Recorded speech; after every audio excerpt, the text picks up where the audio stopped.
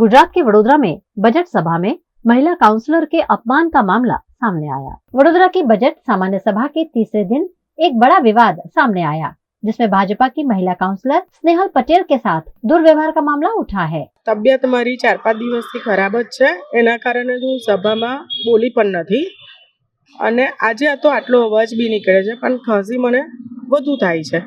એટલે મનીષભાઈ પગાર, નીતિનભાઈ કહે છે કે તમે જગ્યા બદલી કાઢો। મનીષભાઈ પગાર કહે છે કે વારંવાર ખાંસી ખાયા કરો છો તો દવા લો, આમ નહીં સારું, એટલે એમને ના ગમતું હોય એવું મને લાગ્યું એટલે હું નીકળી ગઈ છું।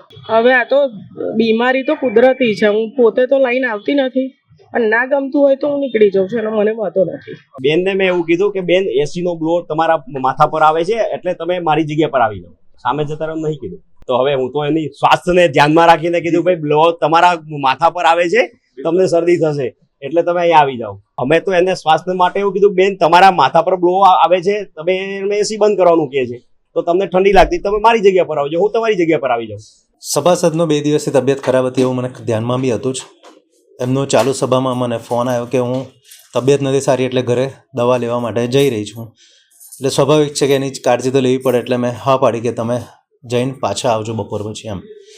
અને પછી એમની સાથે હું બહાર કાળજી લેવા માટે કે ભાઈ શું થયું છે, વધારે થયો તો હું મારી કોકને વ્યવસ્થા કરીને એમને ઘરે પહોંચાડું એમ। અને તમારા માધ્યમથી બીજું કંઈ ખબર બી પડી છે એટલે હું એમને બી અને બીજા સભાસદો છે એમને સાથે વાત કરીશ આ મામલા માટે। તમારા માધ્યમથી જ ખબર પડી છે કે આ બનાવ બને, પણ એવું હજુ હું તપાસ કરીશ ને કે બનાવ બન્યો છે કે શું થયું છે એમ, કારણ કે મેં તો દવા માટે જ એમને કીધું કે તમે ઘરે જઈને દવા લઈને આવજો।